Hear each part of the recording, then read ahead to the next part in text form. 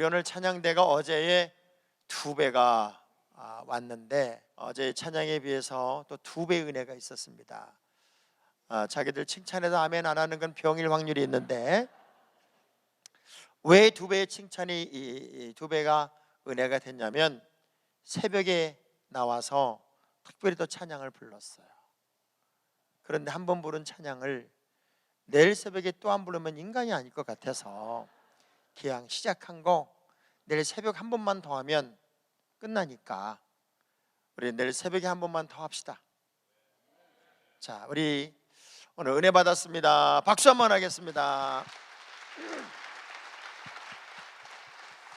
박수를 받으면서 저렇게 교만하게 앉아서 받는 사람들이 또 어디 있어요? 자, 다시 한번 박수 한번 할게요. 자, 일어나서 인사해야지. 일어나서. 자, 은혜 받는 데는요 옆에 앉은 사람이 되게 중요합니다. 왜냐하면 나는 은혜를 사모하고 또 말씀을 그리워해서 영적으로 불이 붙었단 말이에요. 그런데 내 옆에 앉은 사람이 소방수면 내 불까지 끕니다. 막 불이 붙어서 아멘 막 그러면 옆에 사람이 같이 아멘을 해주면 불이 붙는데 벌레보다 소닥보다 이거 뭐야 이러면은 그 사람 의식돼서 아멘도 못하고 또 웃지도 못하고, 그래서 옆에 앉는 사람이 되게 중요한데 우리 옆 사람 손을 꼭 잡고 인사 한번 하겠습니다. 당신은 아무리 봐도 주인공 얼굴입니다. 인사 한번 하겠습니다.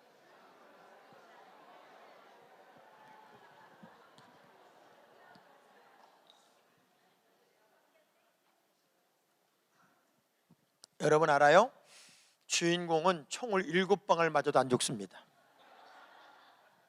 엑스트라는 지나가다가 돌뿌리만 걸려도 죽습니다.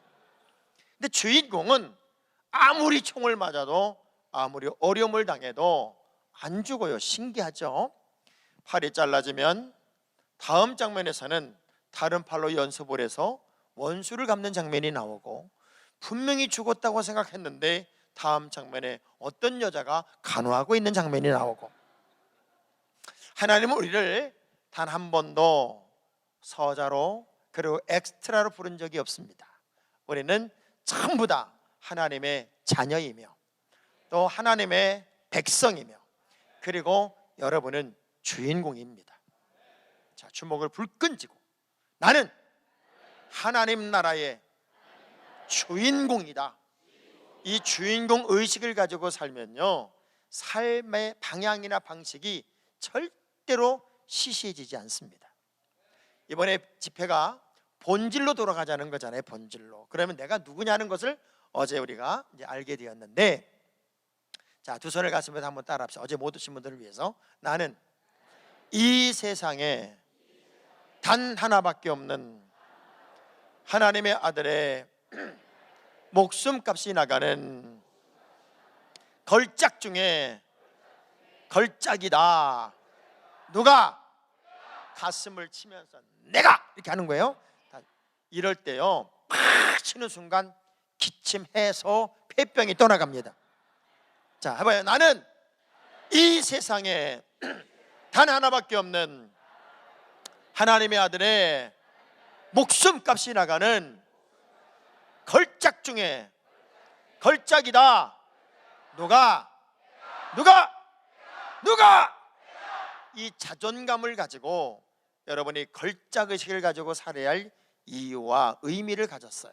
자, 오늘은 가장 건강한 교회로 가는 길, 그리고 가장 건강한 교회가 갖는 균형 잡힌 신앙이라는 게 무엇일까 하는 말씀을 좀 나누려고 합니다.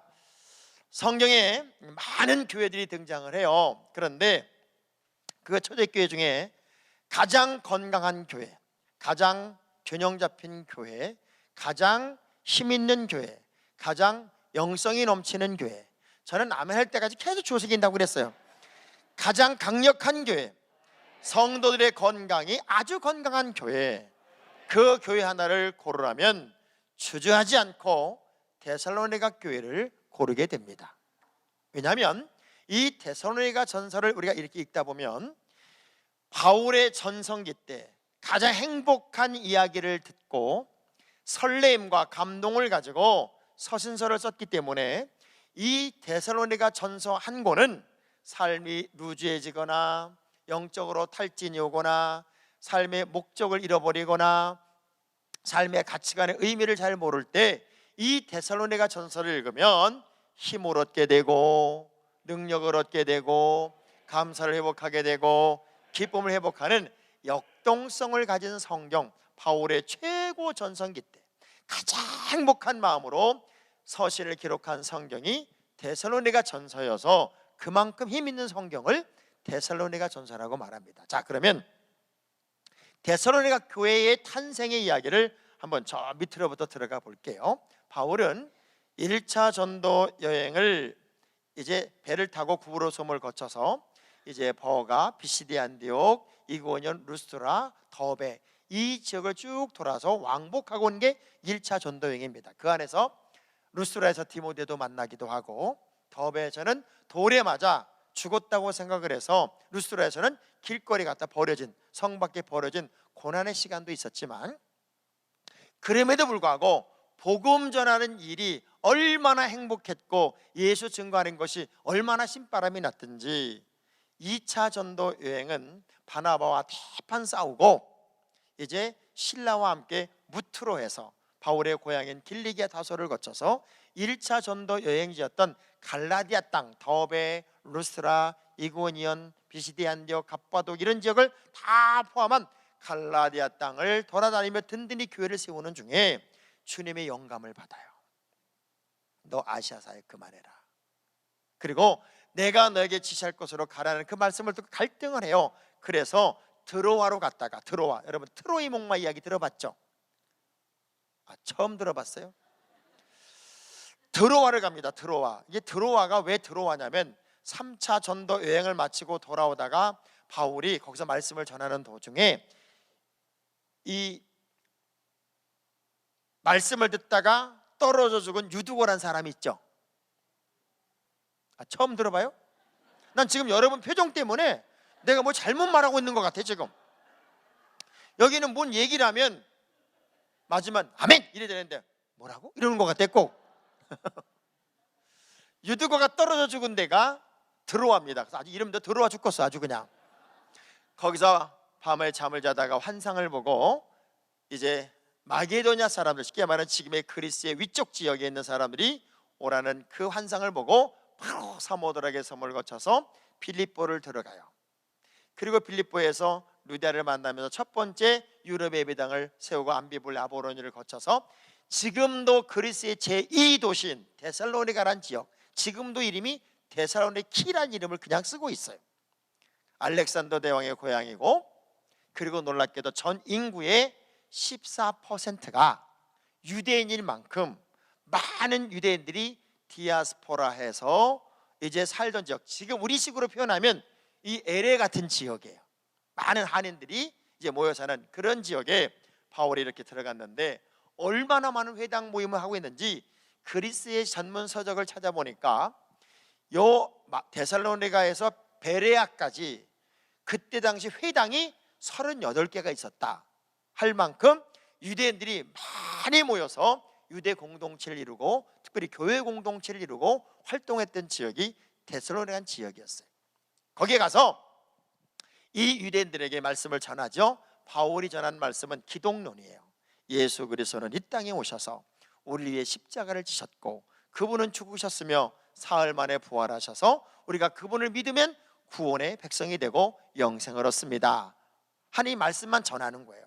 그런데 데살로니가 지역은 얼마나 유대인 회당에 있던 그 아주 절대적인 유대인 지도자들이, 유대교 지도자들이 바울을 얼마나 잡아 죽인다고 쫓아다니는지 여기저기 도망다니면서 3주밖에 말씀을 못 전하고 베레아로 도망갔다가 베레아까지 쫓아온 데살로니가에 있는 유대인들 때문에 아덴으로 도망갔다가 아덴에서 3주밖에 말씀을 전하지 못한 이 데살로니가 교회 교인들이 교회를 구성하긴 했는데 여전히 건강한 교회를 유지하고 있을까? 신앙생활은 제대로 하고 있을까?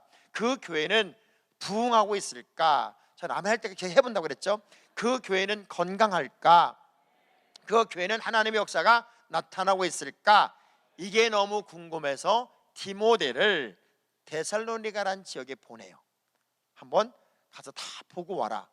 그런데 그 디모데가 데살로니가 지역을 쭉 돌아보고 와서는 보고하는 장면이 3장 6절에 있어요. 3장 6절. 여러분 데살로니가 전서 3장 6절을 누가 한번 찾아 읽어봤으면 좋겠어요. 1장에서 3장으로 넘어가는데 시간이 걸릴 이유가 하나도 없습니다. 자, 3장 6절 우리 저 빨리 찾을 수 있으면 찾아서 빨리빨리 좀 띄워주시면 좋겠어요. 왜냐하면 이분들이 성경 잘 생각을 안 해요. 그러니 그 위에서 좀 아주 순발력 있게 그냥 팍팍팍 좀 빨리 띄워주면 제가 똑똑하다고 박수를 쳐줄 테니까. 자, 3장 6절 시작.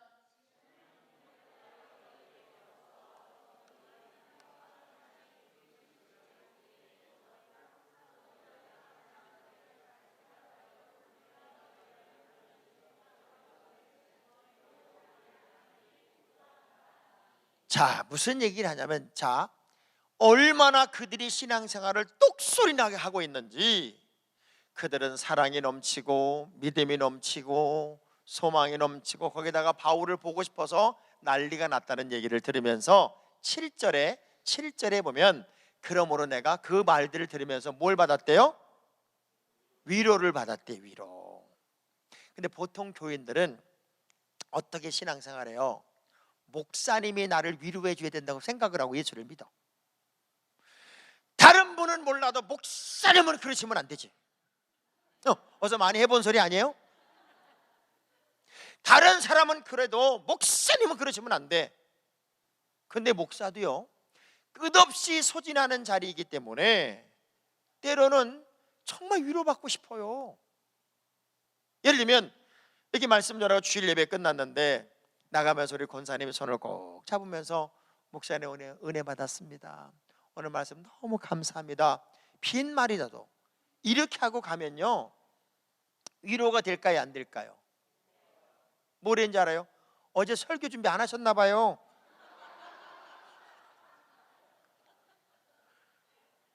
물론 틀린 말은 아니야.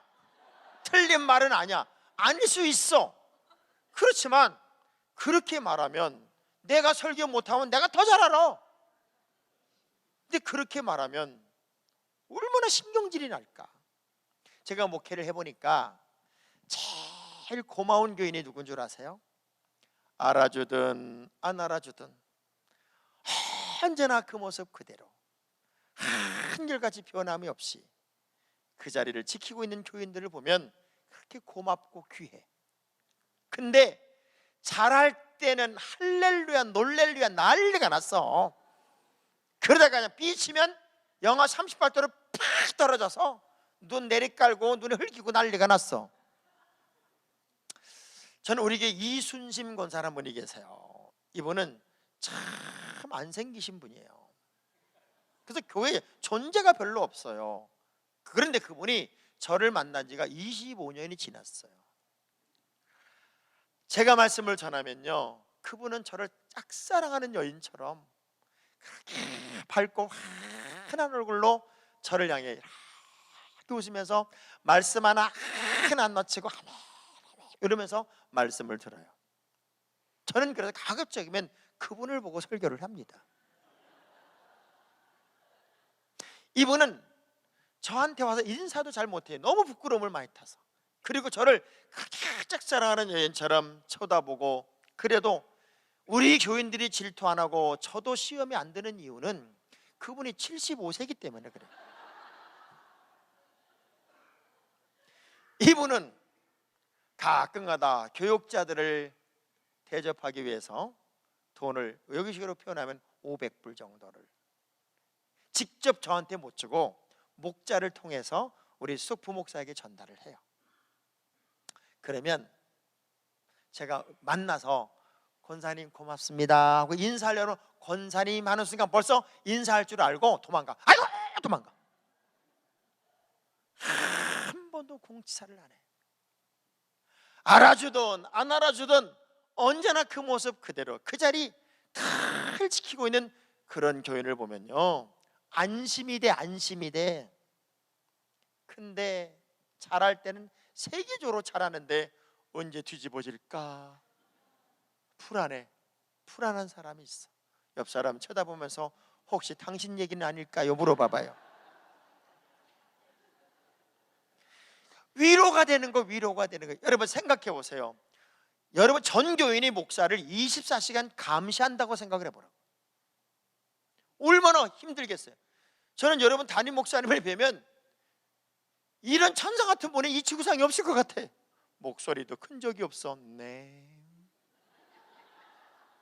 거기다 쌍꺼풀까지 있어가지고 보통 이쁘신 게 아니요. 근데 시골에 어느 목사님은요, 강릉에 우리가 이제 구정교회라는 데를 이제 의료 선교를 갔는데 그 목사님이 기가 막힌 얘기를, 목사님 저 진짜 여기서 목회 못 하겠어요. 왜요? 자기가 이제 수요 예배 마치고 서울에 무슨 장례가 나고 그러면 이제 갔다 오면 새벽 4시쯤에 도착하기도 하고, 그래서 소파에 앉아가지고 잠깐 잔다 그러다가 이제 쉬었다 나간다 그러다가 깜빡 잠이 들어버리면 새벽 예배를 못 나간 거야. 세상에 7시가 되면 할머니 권사님이 전화가 온대. 목사님, 자동차 본네트를 만져보니까 아직 따뜻하던데 왜 새벽 예배 못 나오셨어요? 그러더니 본네트를 만져보고 가는 거예요. 옆 사람 쳐다보면서 제발 그러지 마세요. 근데 성도들의 신앙의 내용 때문에 너무 아름다운 신앙의 모습을 보면서 주의 종이 위로가 돼. 하나님, 어쩌자고 저렇게 좋은 교회를 저에게 붙여주셨습니까? 저는 저 권사님, 저 집사님, 저 장로님 때문에 목회할 맛이 납니다. 이래야 되는데 하나님, 저건 왜 딴 교회도 안 가고 여기만 붙어가지고 저렇게 나를. 우리 축복합시다. 애물단지 되지 말고 보물단지 됩시다. 할렐루야. 이럴 때 사람 얼굴 안 쳐다보고 인사하는 사람은 수상한 사람입니다. 서로 얼굴을 뚫어지게 쳐다보면서 애물단지 되지 말고 보물단지 됩시다. 이렇게 한번 해요. 시작. 애물단지 되지 말고 보물단지 됩시다. 그러면서 그 다음 절에 뭐라고 그래요? 그러므로 우리가 살리라. 걱정했던 교인들의 신앙이 얼마나 뜨겁고 얼마나 건강하고 얼마나 열정적이고 얼마나 교회가 건강하고 얼마나 교회가 힘있고 주의 종을 향한 사랑의 마음이 불처럼 일어난다는 얘기를 다 듣고 나니까 바울이 살맛이 나네 그래요. 살맛이 나네. 전 여러분 담임 목사님이 목회하면서 좀 살맛이 났으면 좋겠어. 어찌 아멘이 자신감이 없어. 저는 얼마나 재밌는, 그리고 우리 교인들의 사랑을 받으면서 목회하는지 제가 설명을 해드릴까요? 한 번은 이렇게 추석 때에서, 추석 때 저는 추석 때에도 부흥회를 간단 말이에요. 이렇게.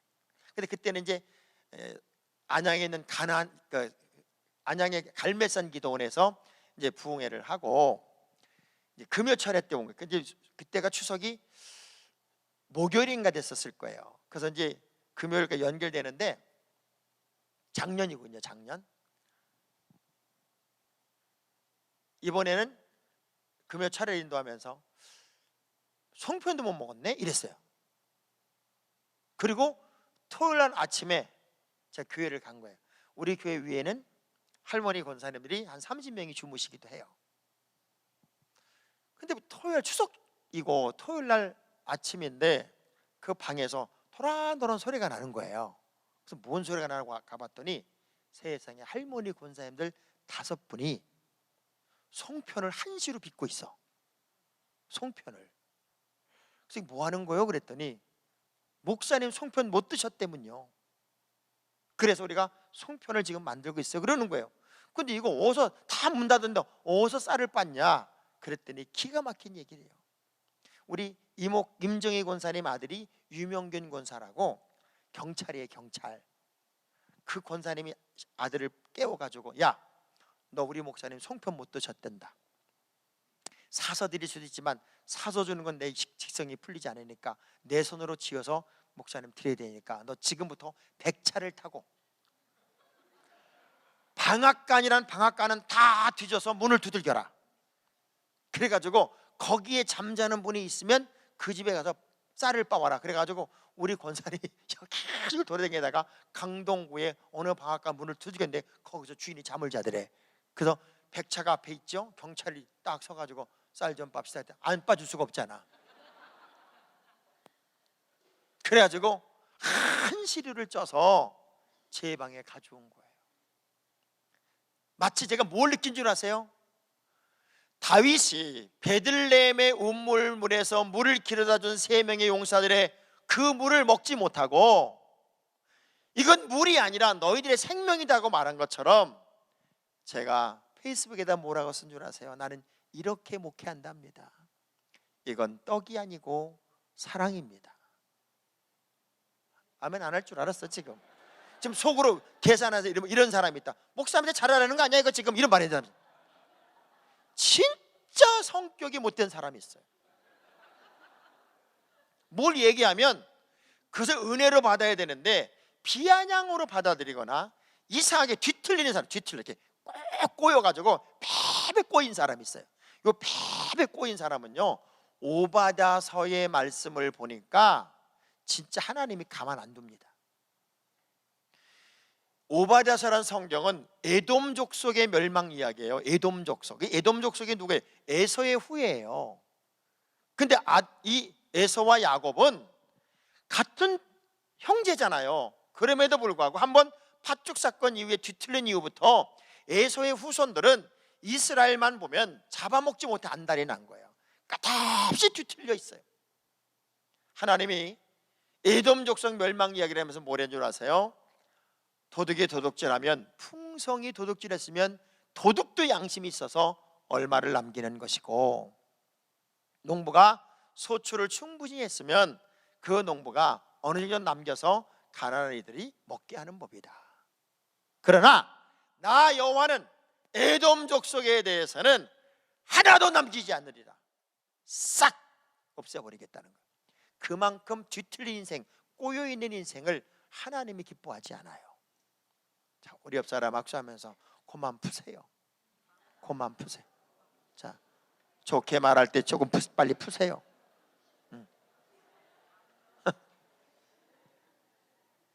뭘 했는지 알아요?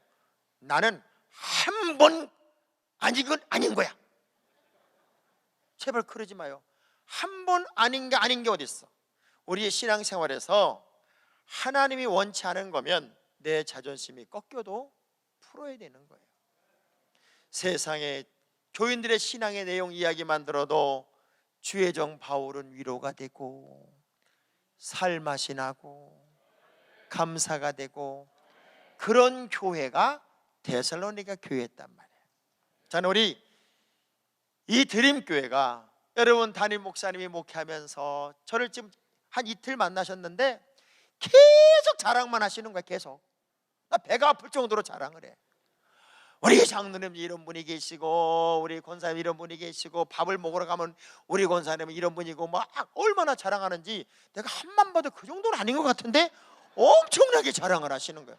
여러분 담임 목사님 입에는 성도들에 대한 자부심, 성도들에 대한 자랑만 꽉 차 있어요. 이런 목사님을 막 신바람 나게 막 감격하게 그렇게 만들어 놓으면요, 이 드림교회는 하늘을 나를 겁니다. 아마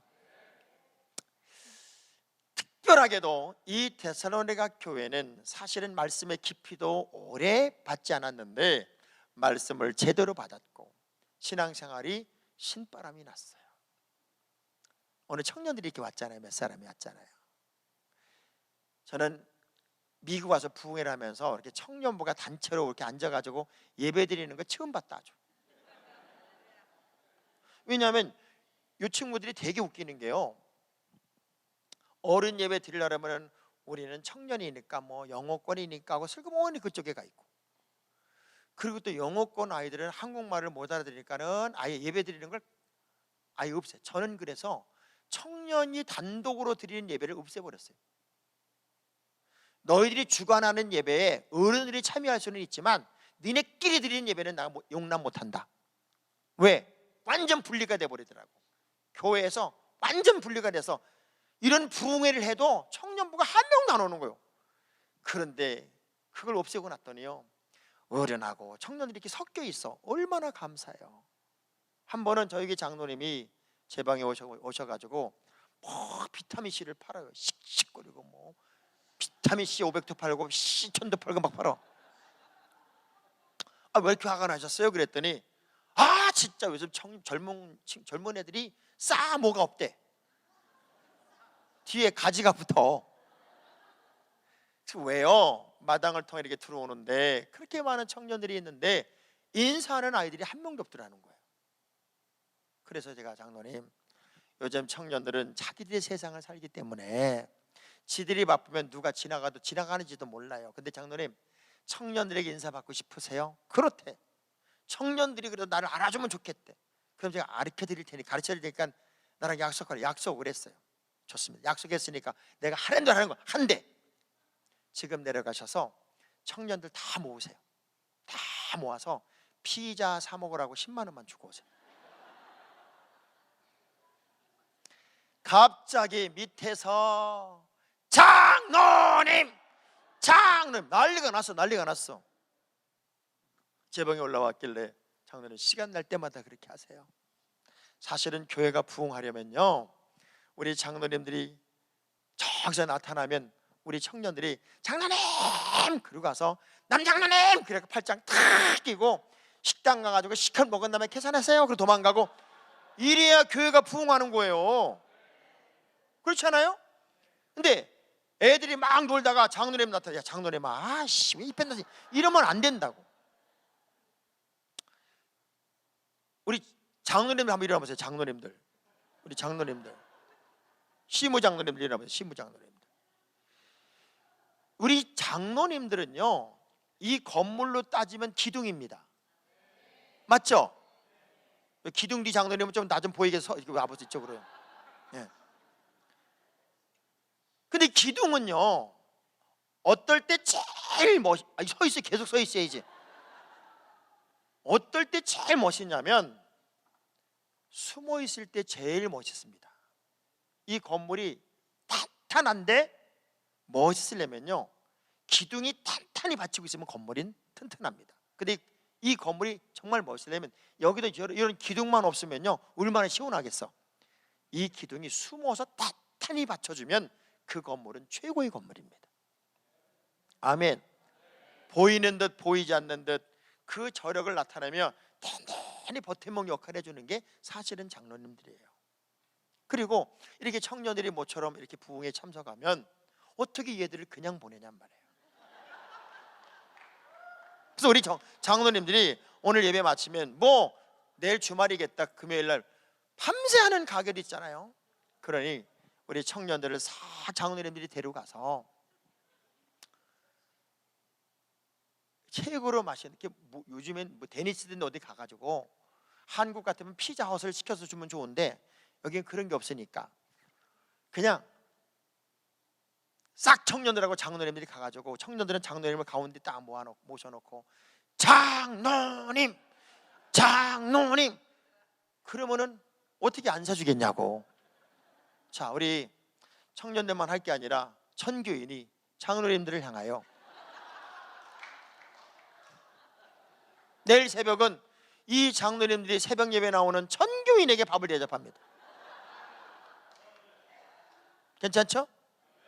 지금 속으로 장로님 중에 한 분이 예이씨 괜히 왔다 이씨. 자, 주먹 쥐고 장로님 3번 시작. 장로님 박수. 이제 이러면 내일 새벽에 이제 어느 장로님이 나오실까를 이제 보면 돼요. 자, 오늘은 우리 청년문 쪽에 앉아 있는 남장로님하고 강장로님이 청년들 싹 데려가셔서 오늘 예배 마친 다음에 쏘시기 바랍니다. 네.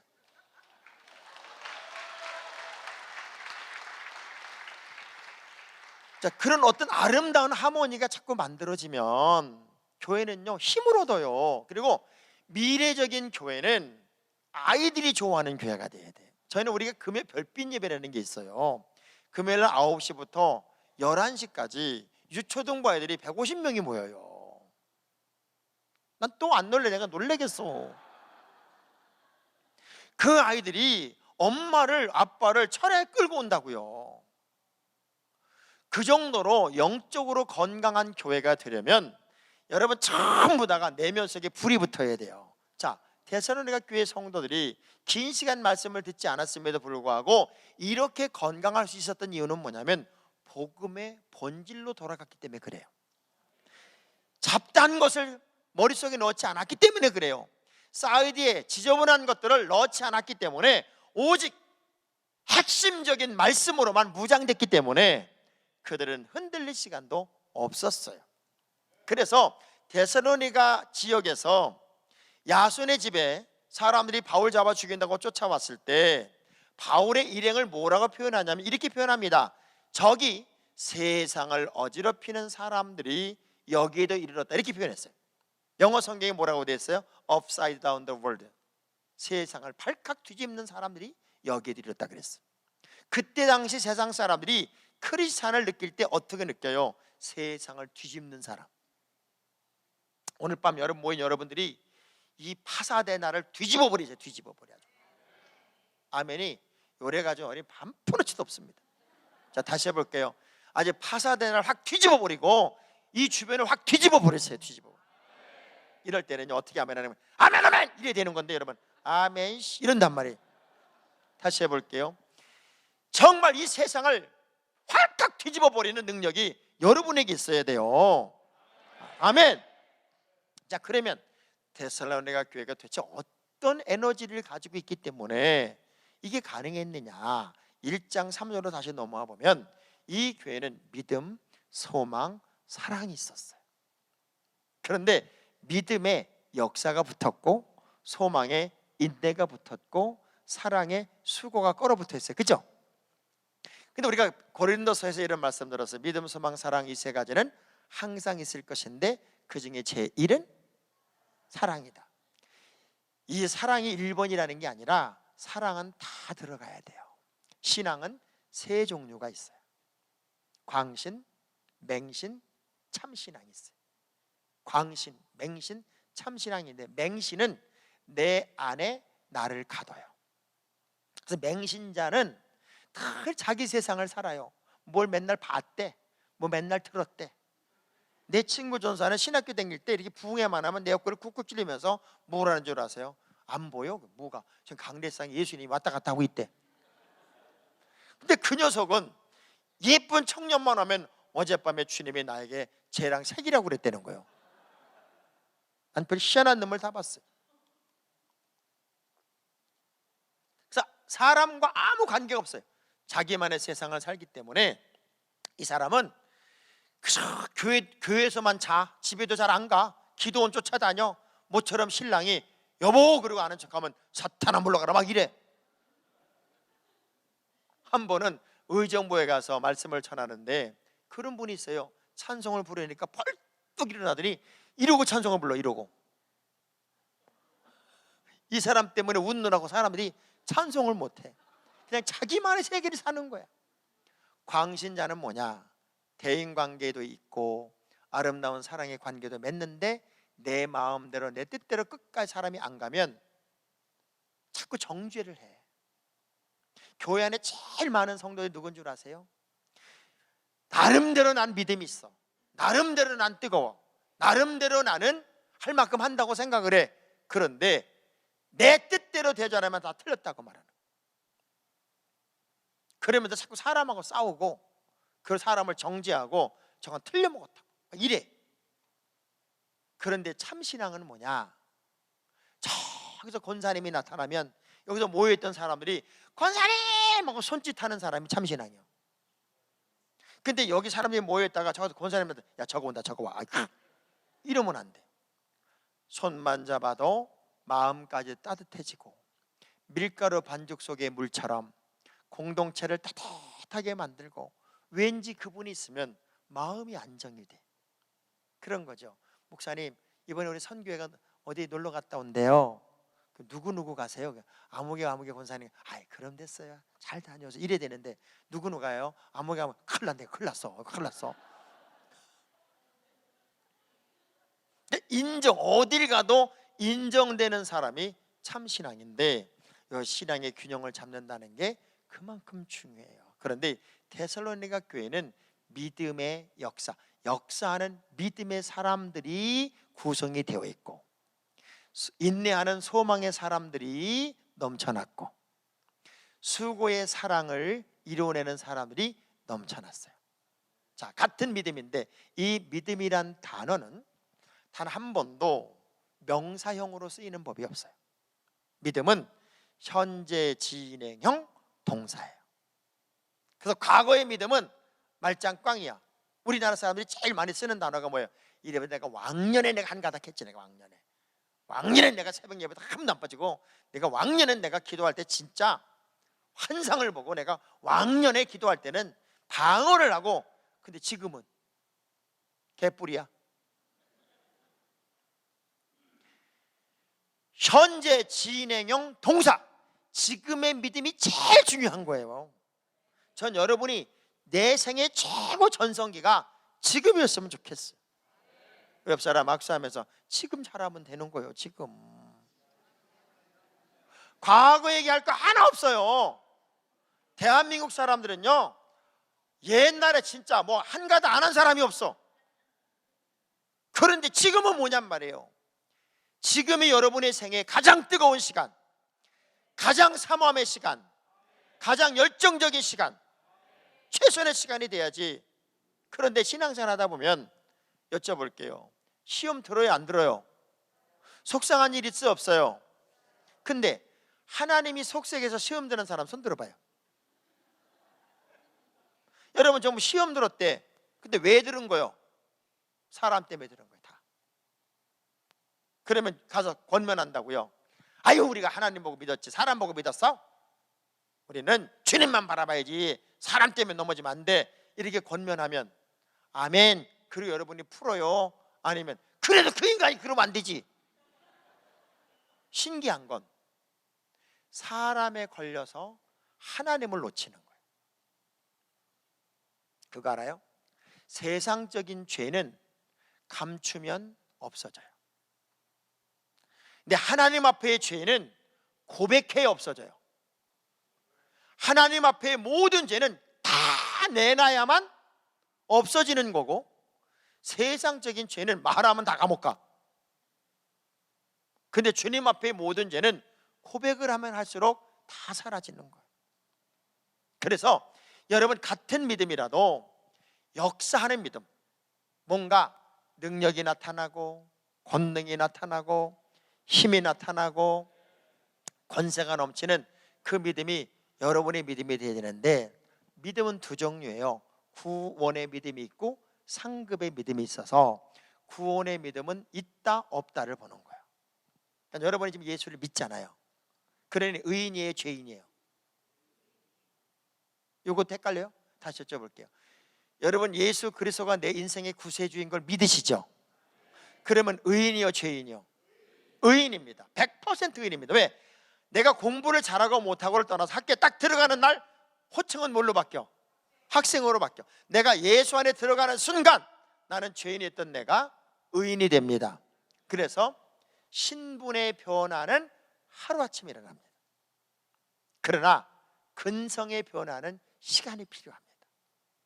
내가 예수를 믿고 있는데 여전히 죄를 짓고 있기 때문에 나는 죄인이라고 생각을 해. 그러나 이미 여러분 때문에 우리 주님은 목숨값을 주셨고, 그리고 생명을 다 버리셔서 이미 여러분을 구원해 주신 거예요. 이건 구원의 믿음. 그래서 믿느냐 안 믿느냐 OX면 돼. 그런데 상급의 믿음은 크냐 작냐야. 그래서 여러분, 어차피 예수를 믿으니까 어떤 믿음이 필요하냐? 큰 믿음이 필요해. 할렐루야. 어떤 믿음이 필요하다고요? 큰 믿음이 필요해. 다니엘은 I am Christian, 나는 크리스찬입니다, 요거 하나 유지하기 위해서 사자고를 자청에 들어갑니다. 사자고를 자청에 들어가서 내 80평생 동안 하나님은 나를 한 번도 버린 적이 없는데 이 나이 하나님 버릴 수 없어. 그래서 사자굴에 들어갈 수밖에 없는 행동을 했고 사자굴에 들어가요. 야, 근데 다리오 왕이 다니엘을 사자굴에 집어넣으면서 이런 말을 해요. 다니엘아, 내가 항상 섬기던 사시는 하나님이 너를 구원하더냐? 너를 구원할 거다. 밤이 맞도록 그 다리오 왕이 잠을 안 자고 기도하고요, 새벽에 달려와요. 그리고 물어요. 다니엘아, 사시는 하나님이 너를 구원하더냐? 세상의 굴 속에서 어떤 일이 벌어진 줄 알아요? 사자굴 속에서는 하나님이 잠깐 있다 나온 게 아니라 하룻밤을 지샌 거잖아요. 하나님이 그 사자들의 입을 봉해버렸어. 발톱도 감춰버렸어. 다니엘은 사자굴 속에 들어갔는데 그 음식이 떨어지니까 사자들이 얼마나 좋았을까? 왕 하고 달려붙었는데 입이 안 벌어지네. 죽으라도 나야 되네. 발톱이 안 나오네. 그러니 다니엘이 괴로웠을까요? 사자들이 괴로웠을까요? 사자들은 밤이 맞도록 금요 철야 기도를 합니다. 주여, 어찌 먹잇감은 주시고 입은 닫으셨나이까 하고 밤이 맞도록 기도하고, 다니엘은 날 잡아서 널브러져 자요. 근데 사자들이 이제나 하나님이 응답하셨을까 하고 입이 벌어지고, 이렇게 밀어봐도 입이 안 벌어지고, 발톱이 나오면 쳐봐도 발톱이 안 나오고, 다니엘은 심심하면 안마를 받아가면서, 심심하면 미건 마사지까지 받아가면서 그 밤을 지새우더라고. 저는 알아요. 하나님이 함께 하시면 역사는 나타나요. 전 여러분이 억지로 믿는 척하는 믿음이 아니라 생명 주고 생명 사신 주님 앞에 내가 온전한 믿음으로 우뚝 서서 여러분의 믿음 때문에 역사가 나타나고, 기적이 나타나고, 열매가 나타나고, 응답이 넘쳐나는 승리의 주인공이 되기를 주의 이름으로 축복합니다. 아멘. 여러분, 살아가다 보면 내가 하고 싶은 일만 다 할 수 없어요. 때로는 가기 싫어도 가야 할 때가 있고 하기 싫어도 해야 할 때가 있겠지만, 저는 여러분들이 믿음 때문에 승리를 만들고 믿음 때문에 역사를 만들어야지, 절대 중간에 파손하지도 말고 넘어지지도 말고 시험 들지도 말고 삐치지도 말고 그야말로 전천후 크리스찬의 길을 꼭 살았으면 좋겠어요. 그래서 믿음으로 사는 자는 하늘 위로 받겠네. 무슨 일을 만나든지 만사형통하리라. 믿음으로 사는 자는 하늘 위로 받겠네. 그러니까 우리가요, 똑같은 삶을 사는 것 같아도 하늘의 위로를 받는 사람이 있어요. 그러면서 소망에 있네. 소망에 있네. 여쭤볼게요. 여러분은 소망이 있어요? 우리 아이들에 대한 소망이 있으면 빨리 10년이 지나갔으면 좋겠어. 그럴 정도로 아이들에 대한 기대감이 있는 부모님들은요, 세월이 가는 게 두렵지가 않아요. 왜? 우리 아이의 미래를 빨리 보고 싶어서. 근데 이런 분 있잖아요. 나 죽으면 저거 어떡하냐, 나 죽으면 저거 어떡하냐. 세월 가는 게 두려운 분이 있어요. 할 수만 있으면 잔머리 굴리지 말고 우직스럽게, 바보스럽게 믿음으로만 가세요. 어느 농부가 농사를 졌는데 세상에 무가, 사람 키보다 더 큰 무가 하나 나온 거예요. 그 무를 수확하고서는 얼마나 감동을 했는지, 이건 내가 가지면 안 되겠다, 원님에게 진상을 해야 되겠다, 그래가지고 그냥 지게 짊어지고, 원님, 세상에 우리 마을에 길조가 들었나 봐요. 이런 무를 세상에 어떻게 신이 내렸는지 모르겠다고 원님이 가지시라고 그랬더니, 그 무를 보고 원님이 감동을 하면서, 어떻게 이렇게 귀한 생각을 했고, 이런 무는 난 생전 처음 봤다, 이렇게 귀한 선물을 나에게 진상하니 나도 너에게 선물을 주마. 그래가지고 소 한 마리를 줬어. 세상에 무 갖다 바치고 소 끌고 오는데, 그 마을에도 라이벌이 있잖아요. 교회도 라이벌이 있어. 누가 잘 되는 소리 꼴을 못 보는 사람 있잖아요. 그래서 목회 병법에 그런 말이 있어요. 목사는 성도 앞에 성도를 칭찬하지 마라. 왜? 교인들이 그렇게 싫어해. 예를 들면 우리 정 목사님이 새로 오신 분을 이렇게 영접하면서, 권사님, 이번에 새로 오신 아무개 집사님이란 분은 참 좋으신 분이 온 것 같아요. 이러면은 아유, 맞아요 목사님, 우리 정 목사님은 진짜 하나님이 인꼬리 복을 주셨나 봐요. 어떻게 이렇게 좋은 분이 오셨을까? 제가 봐도 그러네. 이러면 얼마나 보고 좋아. 뭐랬는지 알아요? 두고 봐야지, 두고 봐야지, 두고 봐야지. 아주 꼴을 못 봐, 꼴을 못 봐. 강대상에서 누구 칭찬을 못 하는 거예요. 왜? 왜 저걸 칭찬하냐고요. 아니, 칭찬할 수도 있지. 그 배가 아팠던 나이볼 농사꾼이 물을 갖다 주니까 소를 줘? 소 한 마리 끌고 갔어. 원님, 내가 소를 기르다 이렇게 실한 소는 처음 봤습니다. 이 소는 원님에게 드려야 되는 게 맞을 것 같습니다. 보니까 소가 너무 좋아. 야, 이렇게 귀한 소를 나한테 가져왔냐고. 너무 귀한 소 감사하다고. 그러고 나한테 귀한 게 있다고. 그럼 준 게 뭐야? 여러분이 잔머리 굴리면요, 하나님은 잔잔머리를 굴리세요. 우리 옆 사람 악수하면서 제발 잔머리 좀 굴리지 마세요. 버티다 보면, 여러분 이길 수 없으면 버티세요. 버티다 보면 역전할 날이 옵니다. 따라하면서 이길 수 없으면 버티기라도 하자. 이 데살로니가 교회 교인들은요, 그냥 믿음이 아니에요. 하나님을 믿는 믿음 안에서 일어나는 모든 역사의 이야기를 만들어낼 만큼 아름다운 믿음의 내용을 가진 성도들이 바로 이 교회 성도들이었어요. 그러면서도 소망을 가지고 있어요. 남편 때문에 너무너무 힘든 분들도 버티세요. 언젠가 뒤집어지는 날이 옵니다. 언젠가 뒤집어지는 날이. 왜? 나이 60세 넘은 남편들은요, 집에만 오면 첫 마디가 뭔 줄 알아요? 엄마 있냐? 엄마 있어. 남자들은 진짜 아무것도 아니요. 여자 없으면 아무것도 아니요. 근데 여자들은 60 넘어가면 뭐라고 그러고 살아요? 저거니 바깥에 밥도 못 얻어 먹고 진짜 왜 맨날 나보래 쳐달라고 그러지? 별로 좋아하진 않아. 그래서 여자들은 그렇게 산다네.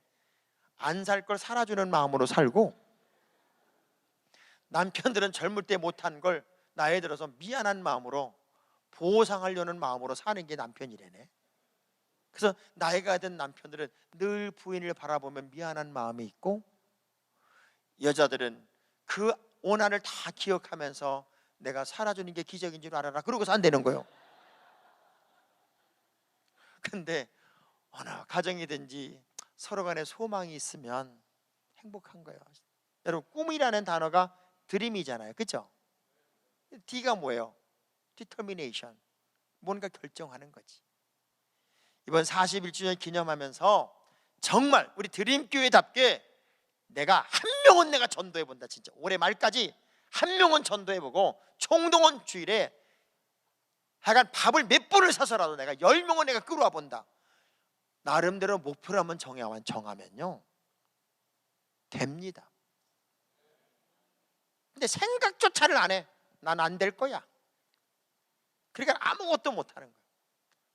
R이 뭐예요? 리스크. 우리가 꿈을 꾸면, 뭔가 결정하면 당연히 리스크를 감수해야죠. 대가를 치를 준비를 해야지. 그렇지만 그런 사람들은 expectation, 기대감이 있어. 꿈이 이루어질 것에 대한 기대감이 있다고. 그리고 aspiration, 갈망해. 이루어질 것을 갈망해. 그리고 motivation, 모든 게 동기가 돼. 매사가 동기가 돼. 이번 부흥회가 여러분의 인생에 동기가 됐으면 좋겠어요. 세상에, 제가 지금 영어를 하니까요, 우리 존리 집사님이 이렇게 쳐다보면서 참 발음도 기가 막히다 그러고 있어. 지금 우리가 똑같은 삶을 사는 것 같지만 소망이 있는 사람들은요, 늘 설렘이 있어요. 교회가 꿈을 꿔보세요. 자녀들의 미래를 위해서 모든 걸 준비해 놓고, 아이들이 올 때마다 같이 설렘이 있고 막 춤을 추고 뭔가 그림이 새로우면요, 교회가 힘을 얻어요. 데살로니가 교회는 설렘이 있어서 소망이 있었어요. 그래서 어떤 일이 와도 그 소망 때문에 견디고 이기고 참아내는 능력이 있었습니다. 기원전 3세기 이 지구상에는 두 가지의 엄청난 토목공사가 있었잖아요. 하나는 진나라의 만리장성, 하나는 로마의 대가도공사였다고요. 진나라는 뭐 한 거예요? 우리만의 세상을 살자는 거, 우리만의 세상. 그래서 울타리 쌓은 거, 울타리. 그 얼마나 긴 울타리인 줄 아세요? 서울에서 부산 왕복 8번이야. 그게 만리장성이요. 여기는 어지간하면 안 놀래. 내가 놀래요 진짜. 만리장성이 얼마나 기록지가 긴 거냐면 서울 부산 왕복 8번 거리라고요. 이게 놀래는 게 맞는 거라고. 그리고 봐요, 그렇게 쌓은 성으로 우리만의 세상을 살자고 했던 진나라는 금방 망했어. 내부적인 문제 때문에 망해요. 그런데 로마는 어떻게 한 거예요? 모든 길은 로마로 통하게 만들자. 세계를 여는 그런 대가도공사를 연 거야. 그러면 지금 드림교회의 역사는 어떤 역사를 열어야 되느냐? 모든 세대가 어우러져서 문을 확 열어야 돼. 다 열어서 이제는 미래를 만들고 새로운 그림을 그리고 새로운 역동성을 만들어야 돼. 저는 늘 그런 꿈을 꾸고 있었어요. 미국에서 태어나서 미국밖에 모르고 자라는 우리의 2세, 3세 이런 아이들을 교회에서 한국으로 보내면, 한국에서 우리 어머니의 고국이 내 나라가 어떤 나라인지를 그 아이들이 볼 수가 있고, 그러면 우리나라는 또 영어에 대한 사대주의가 얼마나 강한지 영어를 배우고 싶어서 아주 환장을 했어요. 그러면 그 숫자만큼 또 미국으로 오는 거야. 서로 품앗이를 하자. 품앗이를 해서 비행기만 타고 오면은 한국에서 다 책임을 져주고, 또 한국에서 비행기를 타고 여기 오면은 여기서 다 책임을 져주고, 그게 방학이 서로 다르기 때문에 가능하다. 그래서 제가 하와이에도 또 아틀란타에도 LA에도 몇몇 교회한테 우리랑 그렇게 품앗이하면 안 되겠냐 그랬는데 아직도 대답이 안 와. 이게 왜 그런가 봤더니 세대가 너무 벌어져 있어. 완전히 분리가 돼 있어. 그래서 이 부모님 세대가 아이들이 무엇을 필요한, 지금은요 우리 청년들 중에 영어권 아이들도요 K-팝이 유행했기 때문에 한국에 대한 동경도 있어요. 그리움도 있어요. 어째 표정이 이런 표정이요. 우리 애들은 아무리 그래도 말을 안 들어 먹어요. 그런 표정이요. 그래서 애들도 녹진할 때 잡으라고 그랬지, 이제 안 잡힐 때 잡기가 너무 어려운 거예요. 그래도 저는 이런 그림을 그려봐요. 기도하는 자식은 절대로 하나님이 크게 세울 것이고 머리가 되고 위에 있게 하실 것이다. 어차피 우리는 소망의 사람이에요. 그러면 교회가 꿈을 꾸고 늘 설렘이 있고 희망을 이야기하고, 지금 우리 성가대원들이요 얼마나 속으로 감사한 줄 알아요? 세상에 하나님께 2번만 저녁에 찬양하려고 했는데 새벽에 2번이나 더 하라고 하시니 얼마나 감사하고, 내일 새벽에 찬양할 생각을 하니까 막 설렘이 있어가지고 지금 이분들이 지금 얼굴이 환히 폈어요. 살아야 할 이유가 있는 사람들은 피투성이에 대해서 사는 법이에요. 근데 살아야 할 이유가 없는 사람은 이런 망금을 가지고 있어도 삶의 의미를 몰라요. 마지막 시대가 되면 암보다 더 무서운 병이 뭔 줄 아세요? 우울증입니다. 점점 세대가 우울한 시대가 되는 거예요. 그런데 교회 안에 선교만 열심히 참석하고 목장목 열심히 하고 예배만 열심히 참석해도 우울증은 한 길로 왔다 이걸로 도망갑니다. 아멘.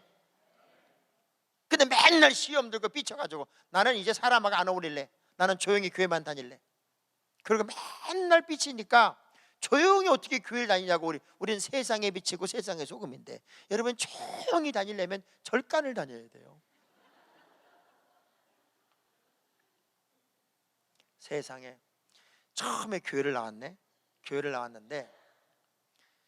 교회를 와보니까, 교회란 데를 처음 와보니까 교회를 와보니까 자기 회사에 부장님이 있는 거예요. 얼마나 반가운지. 부장님 막 이러잖아요. 어이구, 자네가 교회 나왔나?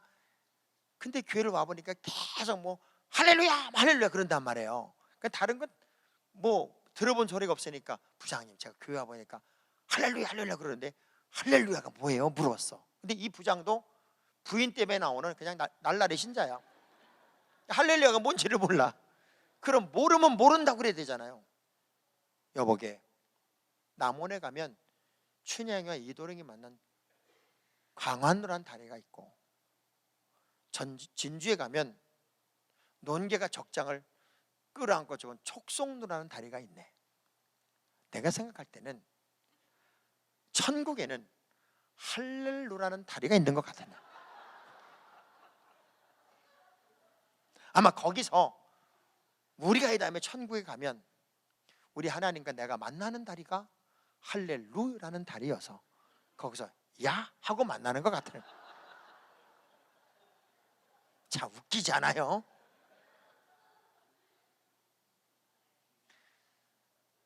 사랑의 수고. 이 교회는 세 가지 균형이 있어요. 믿음, 소망, 사랑인데, 사랑의 수고. 이 사랑의 수고란 말은 몸이 갈기갈기 찢겨지듯 그런 의미예요. 헬라어 원문을 보면. 여러분, 사랑은요 아무나 하는 게 아니라고 태진아 씨가 그렇게 노래를 불러요. 믿음, 소망, 사랑, 이 세 가지는 항상 있을 것인데, 그 중에 제1이 사랑이라는 의미는 사랑은 다 들어가야 된다 그래요. 믿음의 사랑이 들어가야 욕구, 욕망, 욕심이 안 되고, 소망의 사랑이 들어가야 욕심이 안 된다는 거예요. 그리고 사랑의 사랑이 들어가야 이론이 아니라는 거예요. 진짜 믿음의 사람들은 어떻게 사랑하는 거냐? 내 몸이 찢겨지듯 영혼을 사랑하는 거예요. 여러분, 아버지의 사랑과 엄마의 사랑이 어떻게 달라요? 애가 밤새도록 칭얼거리면 아빠는 뭐라 그래요? 저 갖다 버려, 저 갖다 버려. 저. 엄마는 밤낮대로 업고 그 아이를 달래느라고 며칠 밤을 새워도 차라리 내가 아픈 게 낫지, 내 아이 아픈 것보단 내가 아픈 게 낫지, 그러고 아이를 끌어안고 우는 게 엄마예요. 왜 그래요? 엄마는 아이를 뱃속에 놓고 10달을 있다가 잉태의 수고를 가지고 애를 낳았다고. 아빠는 그런 수고가 없었어. 그래, 아빠의 사랑과 엄마의 사랑은 같을 수가 없어. 그래서 엄마들은 오래 살아야 돼. 아빠는 영천찮아도 엄마는 오래 살아야 돼. 그래서 끝까지 자녀를 길러야 되고, 아버지들도 오래 살아야 되는 거예요. 왜? 오래 살려면 서로 안 싸워야 오래 살아. 부부간의 싸움이 없어야 오래 살아요. 남자는요 재질 자체가 뼈가 아니에요, 흙이에요. 여자는 재질 자체가 뼈예요. 근본적으로 재질이 달라요. 그래서 남자들은 90도로 꺾어진 사람을 볼 수가 없어요. 왜? 사람이 꺾어지는 게 흙으로 만들었기 때문에 자꾸 오라고 해서 꺾어지는, 흙이. 근데 90도로 꺾어질 수가 없어. 왜? 흙이라. 근데 여자들은요 90도로 꺾어져도 니아까 끌고 다녀. 그만큼 건강한 게 여자들이에요. 그래서 여자들은 보니까 보통 평균 나이 남편에 비해서 8살에서 9살을 오래 사시더라고. 그러니까 어차피 여자분들이 남편들을 다 묻어야 돼. 그러니 남편은 아내한테 잘해야 되고, 아내들은 남편을 긍휼히 여기는 마음이 있어야 돼. 아유, 나보다 일찍 죽을 텐데, 이런 마음이 있어야 돼요. 그래서 있을 때 너무너무 잘해줘야 돼. 자, 옆 사람 악수하면서 알콩달콩 좀 재밌게 살아봅시다. 알콩달콩.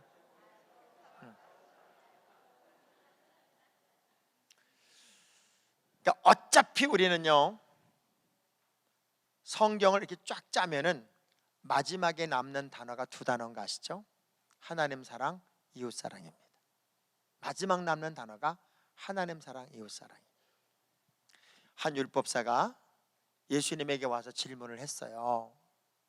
선생님이요, 계명 중에는 어느 계명이 가장 큰 계명입니까? 를 물어요. 그때 이렇게 대답을 해요. 너는 율법을 어떻게 읽었니? 하나님을 사랑하고 이웃을 사랑하라고 읽었습니다. 맞아. 그렇게 가서 행하라. 한 번 더 질문을 해요.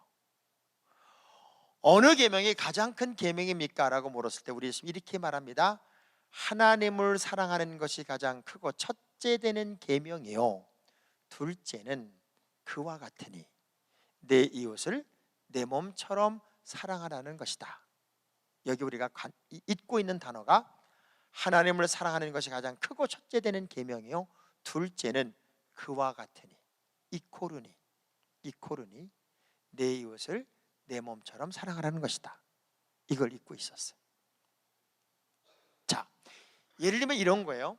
여러분이 세상에 태어나는 것은 이 세상이란 바다에 조각배처럼 태어나는 거예요.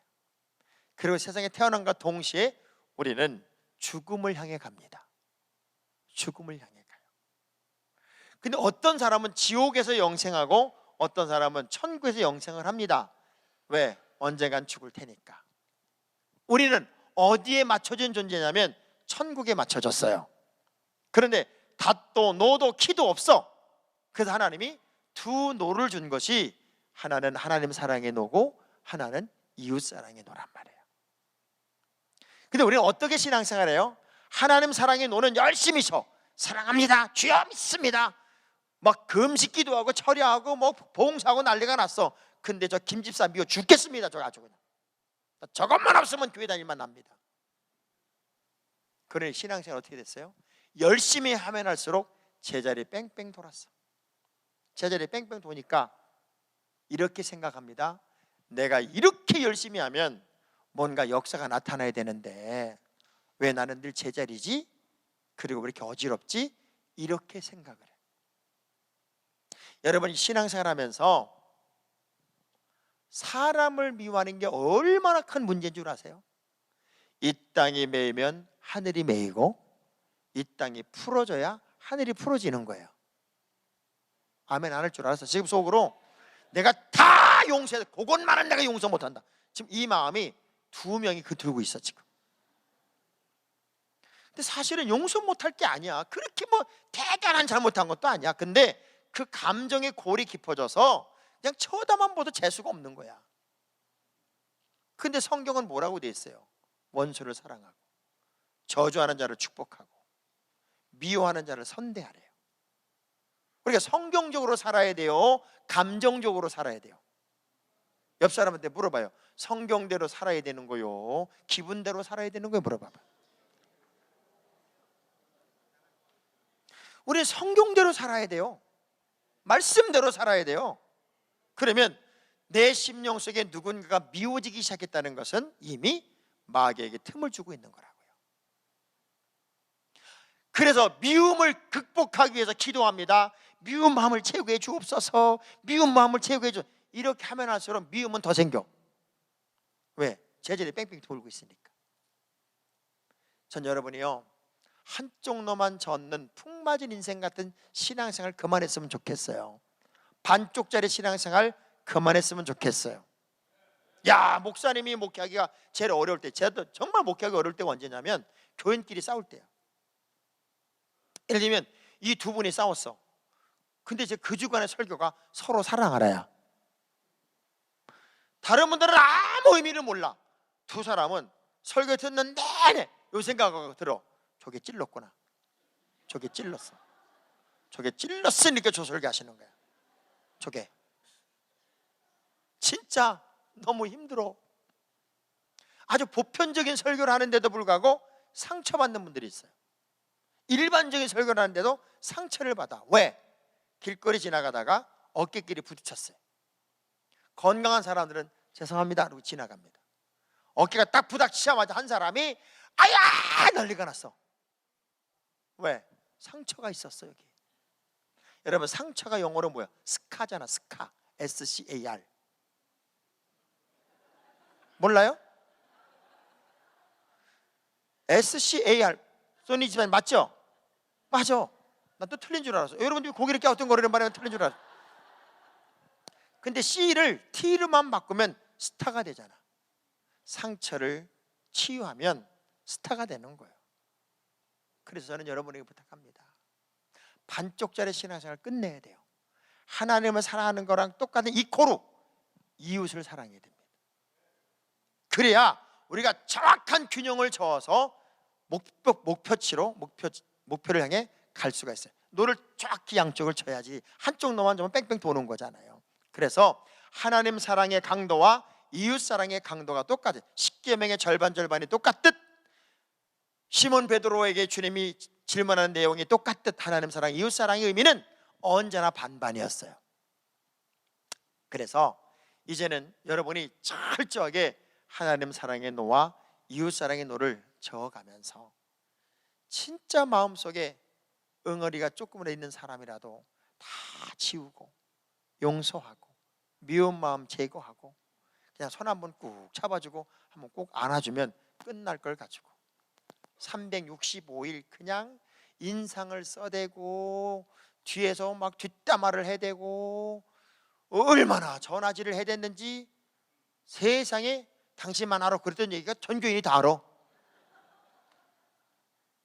옆 사람 악수하면서 뭔 소리인지 아셔? 물어봐봐요. 뭔 소리인지 아셔? 제가 전라도 익산이라는 곳에 가서 부흥회를 인도하는데 이렇게 부흥회를 마쳤는데 갑자기 이쪽에 70 정도 된 할머니 집사님, 이쪽에 40 정도 된 집사님을 사람들이 애워싸는 거야. 그러니까 담임 목사님이 당황이 되니까 아마기 집사님 아무 소리 하지 말고 얼른 나오셔서 강사님에게 안수 받으세요. 그러니까 이 사람들이 그래 그렇게 끌고 나오는데 저는요 이 가슴을 치면 고릴라만 소리가 나는 건 줄 알았어. 근데 할머니 집사님이 가슴을 치면서 이래요. 저 너의 니은이 우리 교회에 나오면 나는 죽어 그러고 나오는 거야. 너의 니은이 뭔지 아세요?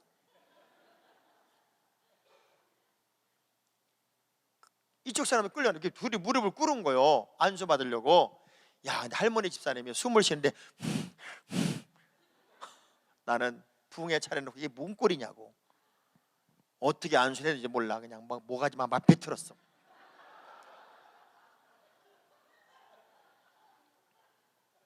세상에. 그래 목사님에게 여쭤본 거예요. 왜 저러냐. 얼마나 저거 당황했는지 몰라요.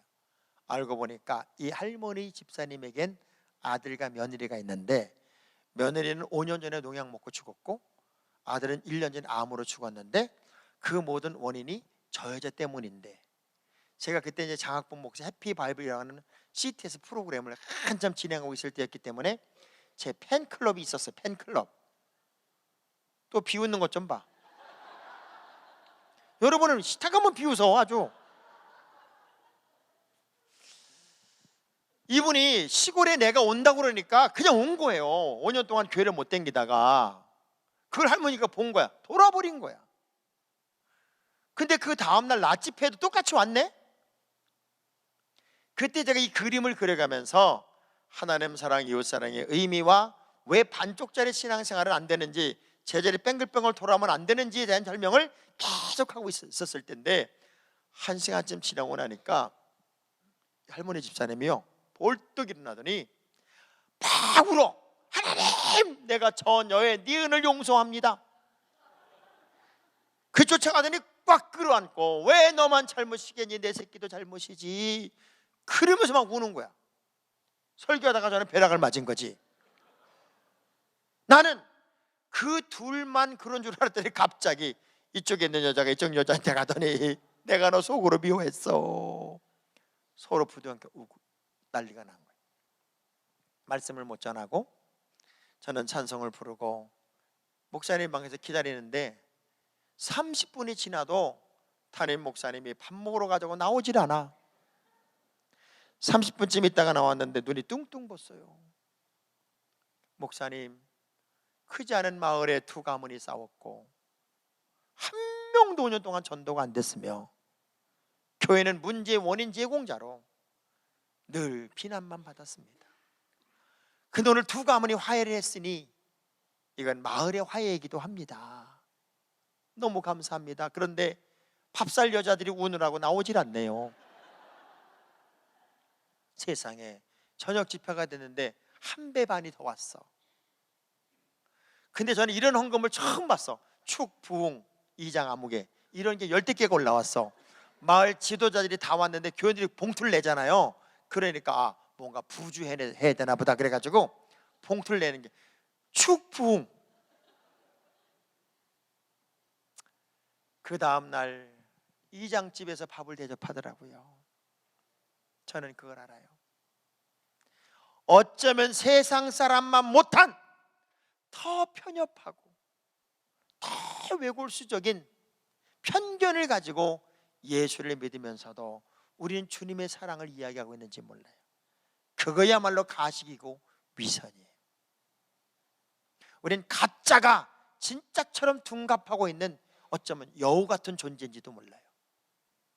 내 안에 주님께서 나를 위해 죽었다는 사실을 믿는 구원의 감격이 있다면 우리가 누구를 사랑할 수 없어요. 누구를 용서할 수 없냐고요. 제가 목회자들 50명을 이끌고 성지순례를 가면서 성경 파노라마 여행을 합니다. 갈릴리에 왔을 때 목사님 중에 100kg가 넘는 최영호 목사라는 분에게 매뉴얼을 줬어요. 오늘 새벽에는 이 말씀을 전하고 그리고 다음 행선지로 갑시다. 우린 새벽에 테라스에, 호텔 테라스에 다 앉아있고 예배를 준비하고 있는데 그 예배를 집례할 100kg가 되는 그 목사님이 우리 쪽으로 안 바라보고 저쪽을 바라보고 계속 이러고 있는 거예요. 제가 목사님 왜 예배 인도하네? 그리고 가봤더니 세상에 뚱뚱한 사람은요 눈물도 뚱뚱하더라. 달기똥 같은 눈물을 뚝뚝 흘리더니 이렇게 얘기해요. 예배를 인도하기에 좀 더 일찍 나와서 묵상하는 중에 우리 주님이 가시면류관 자국 그대로 양손에 피 묻은 손 그대로 꼭 나에게 오셔서 영호야 너 나 사랑하니? 이렇게 물으시는 것 같더래요. 그때부터 앞소리 못하고 울고 있었던 거예요. 그러면서 이렇게 얘기를 해요. 목사님들, 저는 교회를 개척하고 10년 된 목사입니다. 5년 동안은 목숨을 걸고 목회를 했고 그래서 40명으로 성장을 시켰습니다. 근데 5년이 지나면서 아내가 간호사가 됐습니다. 생활이 편리해지니까 저는 그 열심을 잃어버렸습니다. 조금 까닥스러운 사람은 까닥스럽다고 싫어했고 그렇게 지나간 세월이 5년입니다. 영호야 너 나 사랑하니? 라고 물으시는 주님의 음성에 한마디 대답을 못하고 울고 있던 이 목사님이 이렇게 얘기를 해요. 저는 오늘 이빠르게 말씀을 전할 수가 없어요. 지금 이 자리에 주님이 오셔서 나에게 묻는다면 과거의 어떤 허물이나 문제도 지적하지 않겠지요. 시몬아 네가 나를 사랑하느냐 물었을 때 너 수석이란 놈이 왜 그래? 그렇게 묻지 않았던 것처럼 너 지금 나를 사랑하니 물으신다면 내가 뭐라고 말할 수 있을까요? 그럼 네 곁에 사람을 사랑해야지. 이게 주님의 뜻인데 나는 여전히 저 사람이 미우니 어떻게 하면 좋아요? 그럼 하염없이 울면서 이 목사님이 전 오늘 찬송을 부르면서 말씀을 대신하고 싶어요. 갈릴리 호수를 바라보면서 목사님 사모님들 50명이 마치 주님이 이 시간 나에게 다가와서 학봉아 너 나 사랑하니? 그러면 네 옆에 사람을 사랑해야지. 그러면 내 양을 먹여야지. 이 말씀을 저에게 하는 것 같아 우린 그 찬양을 부르다가 50명이 통곡의 바다를 이루었어요. 어쩌면 지금 드림교회에 우리 주님이 오셔서 여러분들에게 질문한다면 딱 하나만 질문할 거예요. 사랑하는 딸아, 사랑하는 아들아, 너는 나를 사랑하니? 그러면 네 속을 뒤집은 그 사람 사랑해. 그러면 너 지금 미워 죽겠는 사람 안아줘. 이 땅이 매이면 하늘이 매이는 거야. 이 땅이 풀어줘야 하늘이 풀어줘. 내가 너에게 마음껏 복을 주고 싶어도 뚜껑을 닫았는데 어떻게 붙겠니? 이 한마디밖에 대답 안 할지 몰라요. 우리 두 손을 가슴에 꼭 한번 대봐요. 그리고 주님이 나에게 던지는 질문이라고 한번 생각을 하면서 이 찬양을 한번 불렀으면 좋겠어요. 그렇게도 용서할 수 없었을까요? 그렇게도 마음의 응어리를 지울 수 없었을까요? 그 알량한 자존심 하나 내세우느라고 어쩌면 나는 하늘의 복을 거둬차고 있는지도 몰라 그 자리에 헐떡거리고 있는지도 모르겠습니다.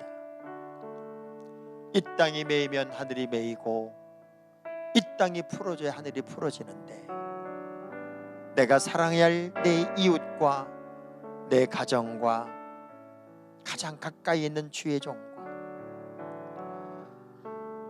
그거 하나만 풀어도 하늘이 열리는데 왜 풍맞은 사람처럼 반쪽 신앙생활을 하고 있으며 제자리를 뺑글뺑글 돌고 있을까요? 여러분에게 우리 주님이 오셔서 너 왜 그랬니? 묻지 않으십니다. 이 말씀만 물을 거예요. 아들아, 딸아, 너 나 사랑하니? 그러면 옆에 있는 사람 안아주렴. 내 마음에 상처를 준 사람 사랑하렴. 그것이 균형 잡힌 미래를 향해 가는 아름다운 도전이란다. 하나님 건강한 교회를 이루기 위해 건강한 신앙생활을 이루기 위해 나는 반쪽짜리 신앙생활을 끝내겠습니다. 풍맞은 사람처럼 뭉쳐다니는 신앙생활 끝내겠습니다. 하나님의 방법으로 노를 젓겠습니다. 양쪽의 노를 젓겠습니다. 주님은 나를 위해 우리 모두를 위해 물과 피를 쏟으시고 찢으시고 쪼개셨습니다. 내가 너희를 사랑한 것처럼 너희도 서로 사랑하라고. 내가 너희를 사랑한 것처럼 내가 너희를 위하여 십자가를 지고 내가 너희를 위하여 내 살을 찢고 내 피를 쏟은 것처럼 말할 수 없는 고통과 아픔과 이길 수 없는 고난을 내가 감당했던 것처럼 사랑이 벅차면 십자가를 생각하고 가장 탄탄하고 건강한 교회를 만들어낼 수 있게 내 믿음이 그렇게 균형이 잡히기를 원합니다.